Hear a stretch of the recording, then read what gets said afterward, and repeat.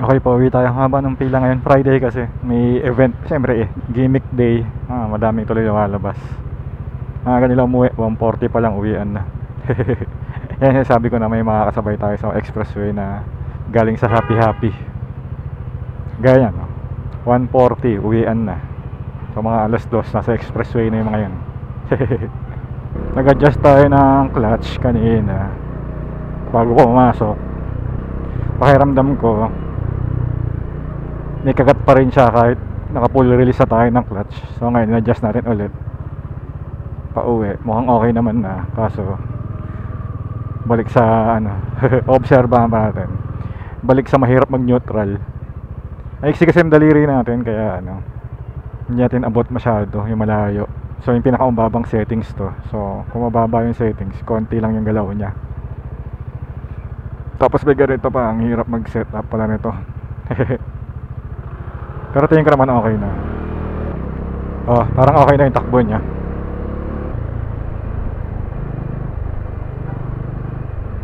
Mabanking yung isang yun. Ano ba yung lalamove? Alala ko tuloy yung nagbabanking na yung sa shorts lang nakita sa Facebook. Ay, reels pala pag Facebook. Yung gawa ganon siya. Ang bigat daw ng helmet, sabi ng mga nagko-comment. Pero naiintindihan ko siya kung bakit niya ginagawa yun. Pero hindi naman kasi tayo marunong mag-banking. Pero nag-research tayo tungkol dyan. Pero yung level ng research natin parang basic lang. Naiintindihan ko kung bakit siya gawa ganun yung ulo niya. Kung napanood nyo yun, hindi ko nilalagay dyan kasi hindi sa atin yung video na yun Pero hindi kasi tayo marunong mag-banking. Ayoko mag-comment, pero naalala ko lang. Pag marunong tayo mag-banking, tsaka tayo magko-comment. Kasi yung alam natin, research lang. Hindi naman natin pinapractice. Well, pinapractice natin pagka nagko-corner tayo. Pero hindi kasi tayo nakapag-track pa eh. Pero yung ginagawa niyang ganun, overacting kasi. Parang minsan kasi ang laki ng niya. Pero ang bilis ng bankingan niya. Parang sobra.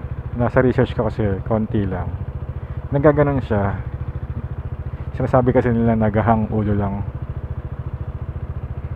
Well, hindi naman talaga dapat nagahang masyado. Kalahating puwet lang.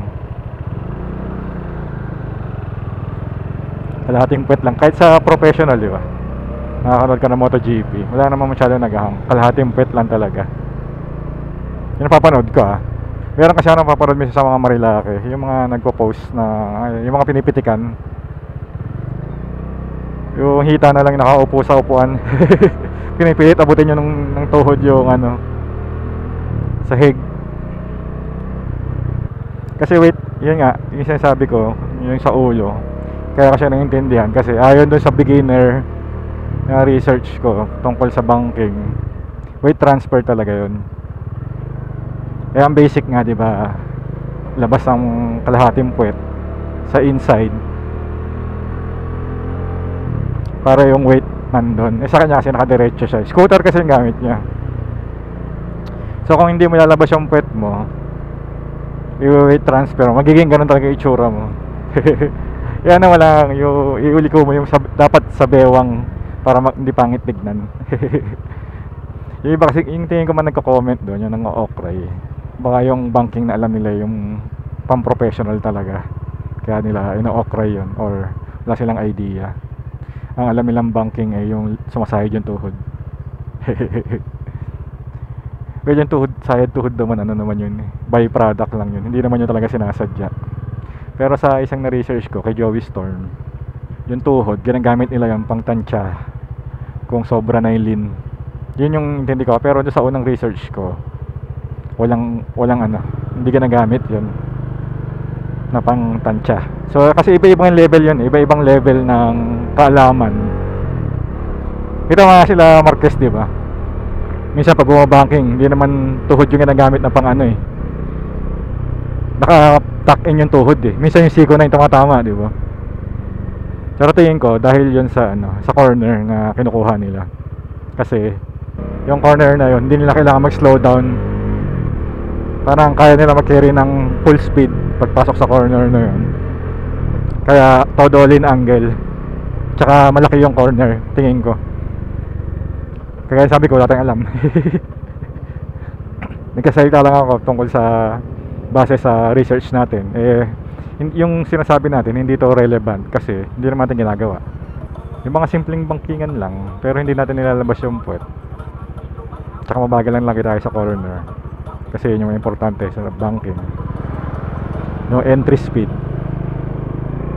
Kadalasan kasi sa research na gawa natin, kadalasan na aksidente sa corner, yung entry speed. Nagugulat, hindi pala kaya kasi masyado mabilis pala yung pasok. Hindi kaya pala ng skills. Well, kasi sa research natin, yung entry speed hindi yun importante, yung exit ang importante.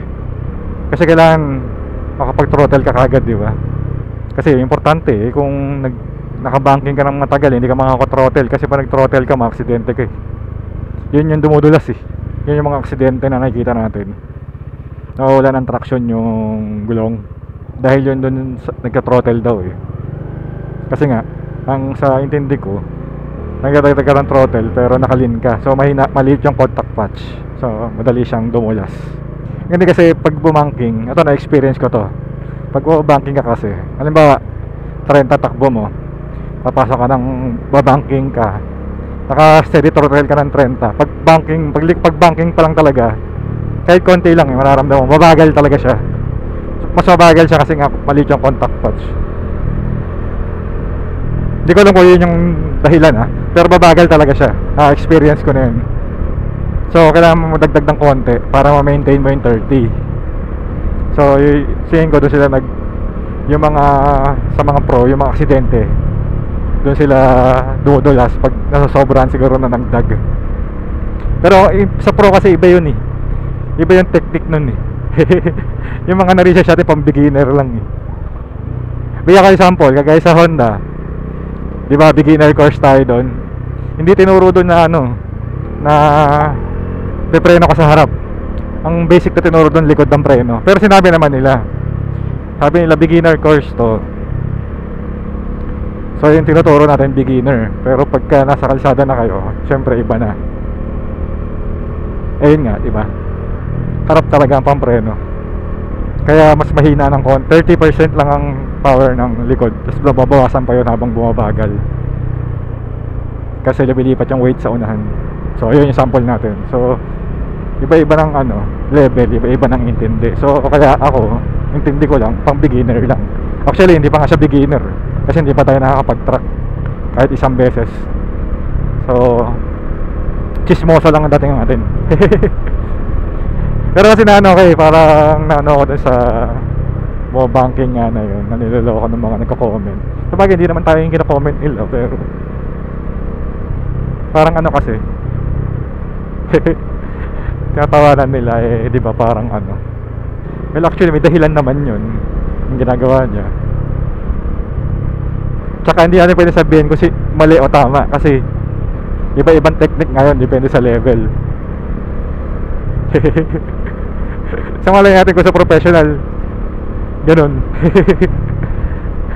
Tsaka scooter straight up talaga siguro gusto nila yung ganun yung nakayuko.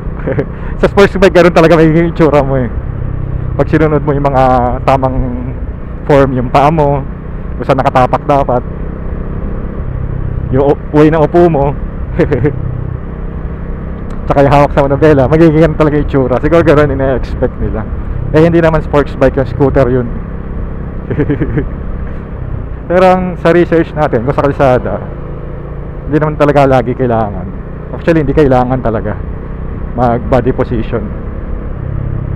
Kasi kung corner ka, bagalan mo. Kasi nga lang, kasi pag sinasabi nga ng mga expert, parang pag mabagal ka sa corner, tapos yung level ng skills mo masyado na mabagal yung takbo mo, parang nagiging boring na siya. Well, di natin na-experience yun kasi kapag nagko-corner tayo, lagi tayong kinakabahan. Pero yun nga, depende sa skill mo kung gaano kakabilis sa corner. Pagka angat yung level mo kasi doon sa corner na ginawa mo, mas mabagal, maboboard ka nga, hindi ka mag-enjoy. Well, may yung iba kasi na-overestimate yung skills kaya na-aksidente sa corners. Hindi kasi ang mahal kasi ng ano eh, ng ang mahal ng nagtanong ako sa Watanabe, WRD. Ang mahal ng ano nila eh, course nila eh. Parang nasa 15 eh. So hindi kaya. Kaya naman pag-iipunan, pero kasi marami pa tayong ibang dapat paggastusan. Meron tayong na-contact kay si Sir, yun nga, si pangalan nito ni Sir. Hindi naman natuloy kasi sinagot na niya yung mga tanong ko eh. Hindi lang ako nakapagpa-schedule ng maayos kasi yung time na schedule nila hindi ko kaya ng oras ko. Sabi, tinanong ko na lahat ng tinanong ko, pumayag na siya. Tapos mura lang. Siya mismo magtuturo sa'yo, ano ba to? Alimutan, Bomba Kid. Oh, yun. Wala naman tayong problema sa magtuturo kasi beginner lang naman tayo. Hindi naman natin kailangan ng magandang school. Ano lang, experience lang muna. Kasi yun yung maganda eh. May experience ka na bago ka pumunta sa school talaga para ma-absorb mo lang. Kaya sinabi ko dati, kay Mrs. dapat marunong na siya magmotor bago ko siya ipasok sa Honda para ma-absorb niya lahat. Ayun nga, yun lang yung comment ko. Wala akong dapat comment pero parang naawa kasi ako eh. Hindi siya tama or mali para sa akin. Actually, may ano siya sa akin. May dahilan, may point kapag kumbaga yung ginagawa niya. Kasi para hindi mo ilin ng todo, para may matitira ka pang traction, mag-body position ka, weight transfer. So yung ginagawa niya, yung ulo niyang ganun, hindi straight body kasi tapos ganun, parang ano eh, awkward tignan. Pero weight transfer pa din yun. So nakita niyo yung corner niya, mabilis. Kahit gano'n itsura, mabilis yung corner niya. Tsaka hindi siya dumudulas, di ba? Yun naman yung importante. Makuha mo yung corner ng gusto mong speed. Masaya ka na dapat nun. Kaso nga lang, yung internet hindi masaya para sa kanya. Tsaka sa experience natin, kung iano ko, halimbawa yung corner, bibilisan ko ng konti. Minsan kasi yung ginagawa natin, yung mga madadaling corner lang, hindi kailangan ng matinding lean. So hindi mo kailangan mag body position kung konting lean lang ang gagawin mo. Konting peso siguro. Pwede naman mga sandangkal siguro, ganyan lang. Tsaka yung peso ng kamay, parang ganun. Kaya pag tayo, yung mga basic lang talaga, wag mag-over throttle sa corner. Lalo na pag nakalin, hindi naman, depende kasi yun kung ilan yung pwede mo idagdag na power. Depende sa lean. Kapag medyo lean na talaga, wala ka na may dadagdag dun na power. Hihintay mo na talagang pumasok sa corner yung bago ka mag-throttle. Parang napanood ko kay Doodle in motorcycle ba? Yun yung babae. Sabi niya, meron siya parang mga fun facts. Sabi niya, hindi kayo maniniwala na 30 to 40 miles per hour lang yung mga MotoGP racers pag nasa corner. So ang bagal nun. Diba? Pero yun yung mga tight corners yun yung todo lean na. Sa todo brake yung nakita mo sila mag-brake, umaangat na yung likod, sobrang preno. Yun yung mga labas tuhod kasi tight corner. Kailangan sobrang bagal ang pasok para may pwesto kagad yung motor pa exit. Yun yung intindi ko doon Again, hindi tayo pro. Wala tayong alam dyan. Hindi rin tayo beginner. Mas mababa pa tayo sa beginner. Chismoso lang tayo. Tsaka depende rin sa gulong motor, di ba? Kung gaano ka lean, gaano yung lean angle mo, or kasi ang sinasabi, di ba? Kaya sinabi ko, pag nag-lean ka, throttle maintenance ka lang, hindi ka pwede magdagdag. Pero kung papanoorin mo yung mga pro MotoGP, makikita mo pa nag-lean, narinig mo yung makina, di ba? Makatungal pa din.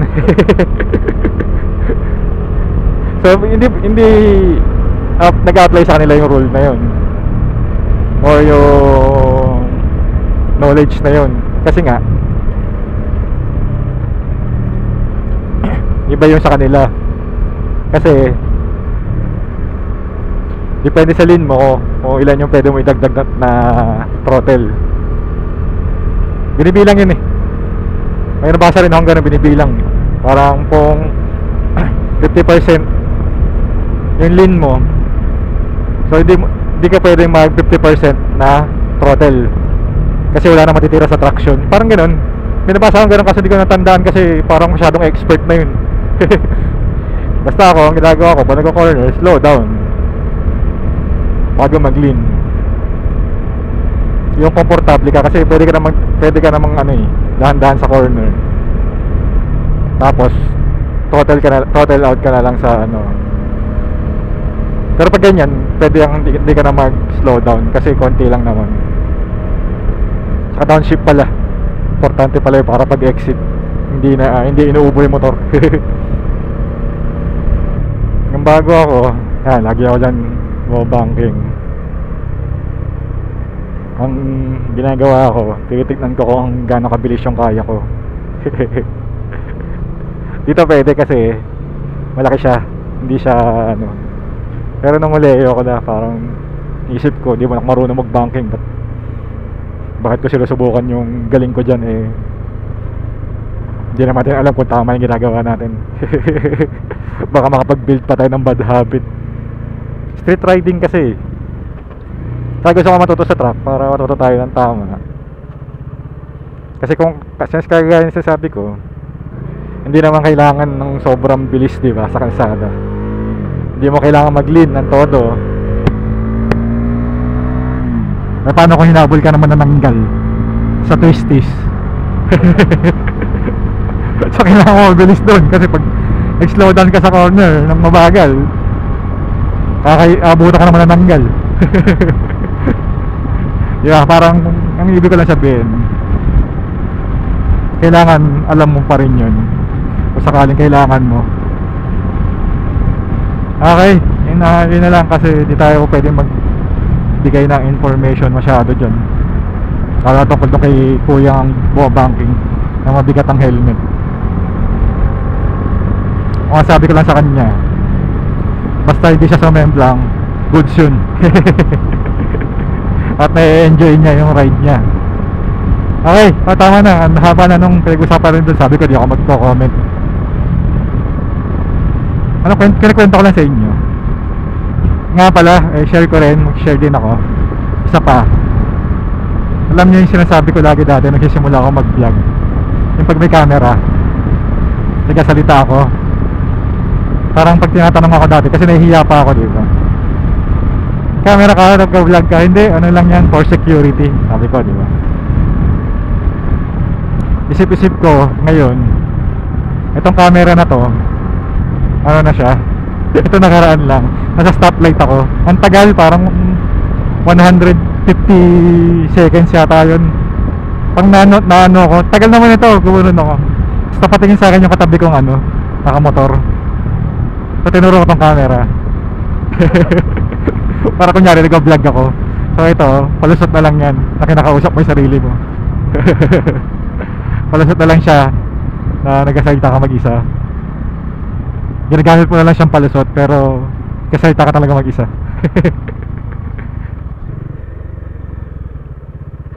Doggy, huwag ka dyan sa gitna matulog.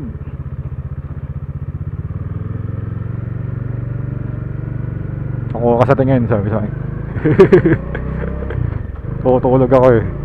Ini-istorbo mo. Gutom pa ako, bad trip naman. Diet ako eh. Wala pa naman ako nabiling pansit canton. Laki may pansit canton. Favorite nating ano, midnight snack.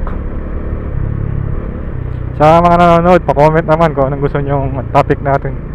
Wala na tayo may isip eh. Or kung may gusto kayo malaman or tanong, huwag mat ah. Mahina tayo sa mat. Okay, dito natin tapusin. Di na ako magpapahatid sa inyo dahil malapit na rin naman. Okay, thank you na matindi mga sumusuporta tsaka sa'yo. Okay, thank you na matindi. Hanggang sa muli. Bye bye.